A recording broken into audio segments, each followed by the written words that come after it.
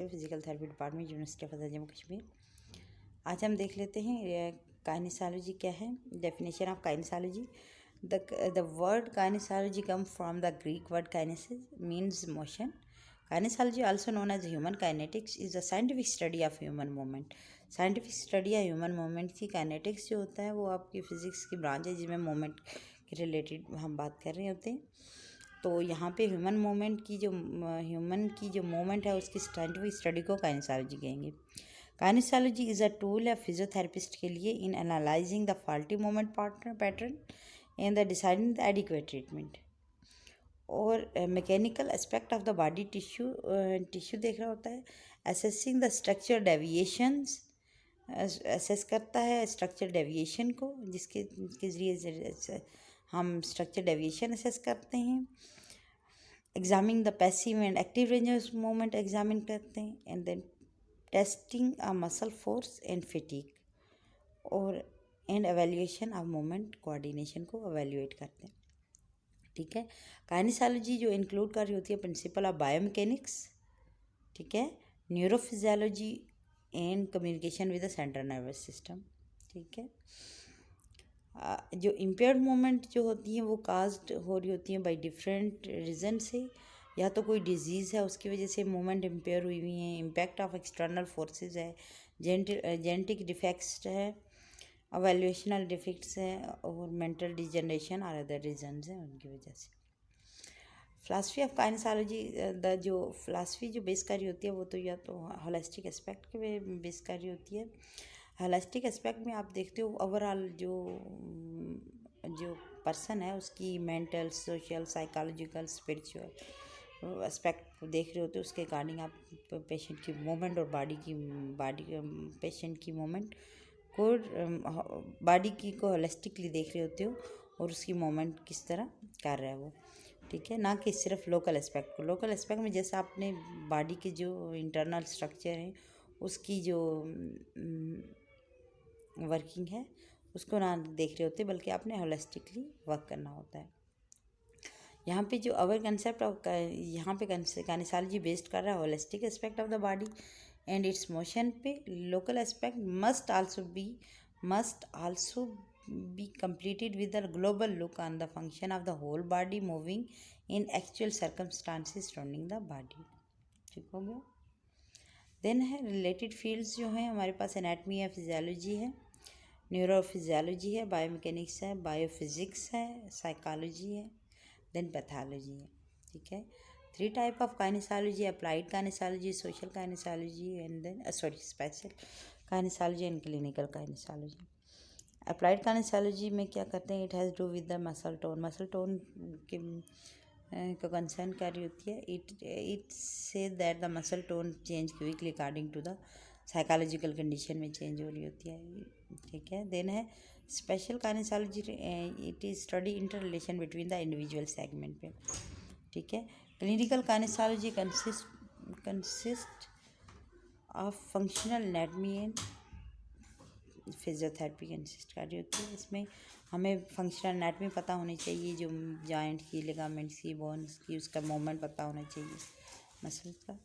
और देन है हमारे पास फिजियोथेरेपी, ये कंसिस्ट कर रही होती है examination and treatment.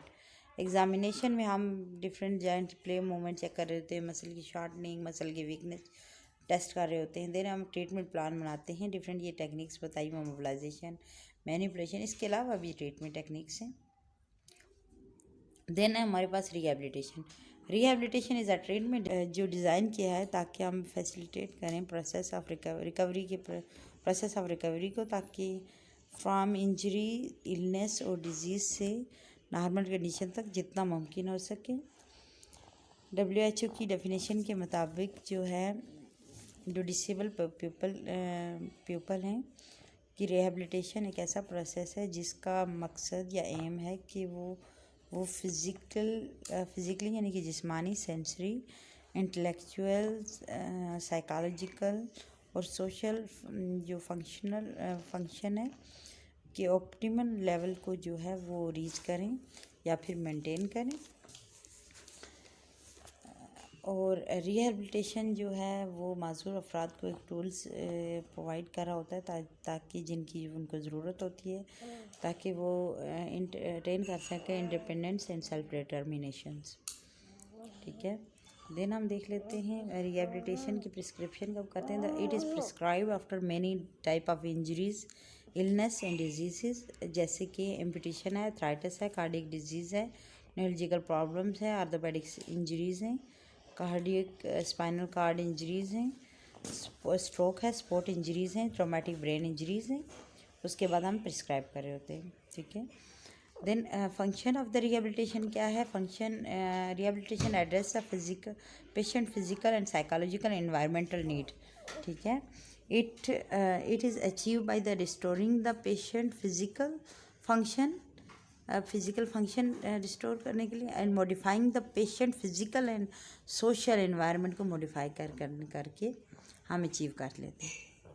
Then intervention क्या, physiotherapist perform rehabilitation for patient. Then exercise and other physical therapy intervention जो है must take into account the patient deficit और इंजरी। देन है हमारे पास programme, a proper and adequate rehabilitation programme जो है can reverse many disabling condition और can help patient to cope up with deficit. ठीक है, it can not be reverse, जो वो उनकी जो कैन नॉट बी रिवर्स हुई हैं बाय द मेडिकल केयर से। ठीक है, टाइम जो है taken for this programme can be vary कर सकता है from weeks to month depending on the diagnosis पे डिपेंड कर रहा होता है। देन हमारे पास types of rehabilitation different types हैं, डिफरेंट रिहेबिलिटेशन की टाइप्स हैं। यहाँ पे कुछ टाइप्स दी हुई हैं। पहली है फिजिकल थेरेपी रिहेबिलिटेशन। इसमें फिजियोथेरेपी हेल्प कर रहा होता है patient to restore the uses of muscle bone and nervous system through the use of heat cold whirlpool bath ultrasound mobilisation manipulation exercises and other techniques. ये different techniques है, ये use करके physiotherapist patient की जो है restore कर रहा होता है मसल्स बोन्स और नर्वस सिस्टम को ताकि वो फंक्शन करे properly. It seek to relieve pain, improve strength, mobility and train the patient to perform important everyday task। ठीक है, पेन रिलीव करते हैं। देन हमारे पास स्ट्रेंथ इम्प्रूव कर रहा होता है, मोबिलिटी ट्रेनिंग करता है ताकि पेशेंट को ट्रेन किया जाए ताकि वो जो नॉर्मल एक्टिविटी डेली लिविंग्स हैं वो कर सके। Then exercise is most widely used होती है and best known type of physiotherapy है depending on the patient condition पे कि एक्सरसाइज में भी perform by the patient alone or with the help of physiotherapist. या तो फिजियोथेरेपिस्ट पेशेंट को एक्सरसाइज करवा रहा होता है या तो पेशेंट खुद करता है। देन है हमारे पास exercise equipment for physiotherapy could be include exercise table, mat, stationary bike, walking aids, wheel chair, practice chair, parallel bar, pulley, weights. इस सिटी बहुत सारे एक्सरसाइज इक्विपमेंट हैं जिनको यूज़ करके फिजियोथेरेपिस्ट वर्क कर रहा होता है, एक्सरसाइज टीच करवा रहा होता है। देन हमारे पास रिहेबिलिटेशन की टाइप्स है। ऑक्यूपेशनल थेरेपी हेल्प करता है the patient to regain the ability to do normal everyday task. ठीक है, this may be achieve by restoring the old skills और teaching a patient new skill to adjust the disabilities, ताकि जो भी disabilities हैं उनको एडजस्ट किया जाए। जो प्रिस्क्राइब रिहेबिलिटेशन होती हैं जो जैसे हमने फिजियोथेरेपी में पढ़ा, जो भी जैसे एम्पुटेशन है, इन सब में इनमें भी क्या है ऑक्यूपेशनल थेरेपी प्रिस्क्राइब की जाती है। Then duration of occupational therapy वो वेरी कर रहा होता है, जैसे फिजियोथेरेपी पे में भी ड्यूरेशन वेरी कर रही होती है, यहाँ पे भी वेरी कर रही होते हैं। यहाँ पे जो वो डिपेंड कर रहा होता है या तो इलनेस जो हम ट्रीट कर रहे हैं उस पर, या फिर डिपेंड कर रहा होता है पेशेंट के रिस्पांस पे। पेशेंट अगर अच्छा मोटिवेटेड है तो वो जल्दी रिस्पांस होगा। देन ऑक्यूपेशनल थेरेपी जो है वो उसी से हम देख रहे होते हैं जैसे कि including how to use devices to assist in walking, जैसे आर्टिफिशियल लिम्स है, केन्स हैं, क्रचेज़ हैं, वॉकर्स हैं, और गेटिंग अराउंड विदाउट वॉकिंग। अगर कोई वॉकिंग नहीं कर सकता तो वो किस तरह व्हील चेयर यूज़ करता है, स्कूटर जो यूज़ करना है वो किस तरह यूज़ करना है, or the moving from one spot to another, जैसे बोर्ड्स हैं, लिफ्ट हैं या बार्स हैं, उनको किस तरह यूज़ किया जाता है, उसमें हम देखते हैं इसमें ऑक्यूपेशनल थेरेपी में। देन हमारे पास speech therapy help the patient to correct the speech disorder and restoring the speech. ठीक है, स्पीच डिसऑर्डर जो भी है उनको हम रिस्टोर करते हैं।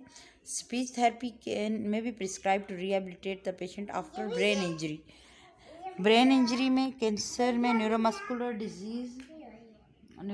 डिजीज़ में और लाइक स्ट्रोक में ड्यूरेशन ऑफ स्पीच प्रोग्राम जो होता है डिपेंड, वही बात है, डिपेंड कर रहा होता है इलनेस पे या डिजीज़ पे या फिर पेशेंट के रिस्पांस पे। Then respiratory physiotherapy, respiratory therapy या रिस्पायरेटरी रिहेबिलिटेशन, ये use to aid the patient who have breathing disorder और difficulty. This form of rehabilitation therapy work to help them decrease respiratory distress, maintain open airways when necessary, learn how to use inhaler and supplemental oxygen properly। ठीक है। Then हमारे पास cognitive rehabilitation को हम commonly cognitive behaviour rehabilitation भी कहते हैं।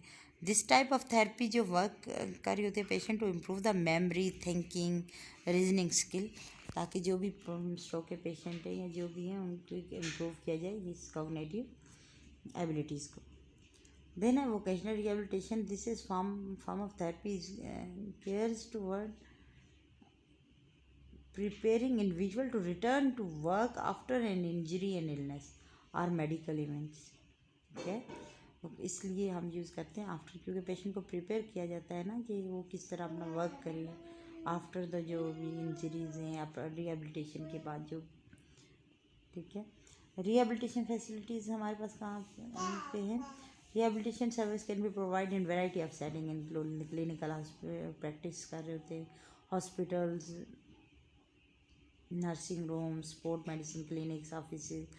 Some therapists make a home visit, advise on choosing the appropriate type of therapy, and the therapist is providing by the patient medical teams or doctors, advisor work कर रहे होते हैं। ठीक है, different facilities में काम कर रहे होते हैं। जैसे हमें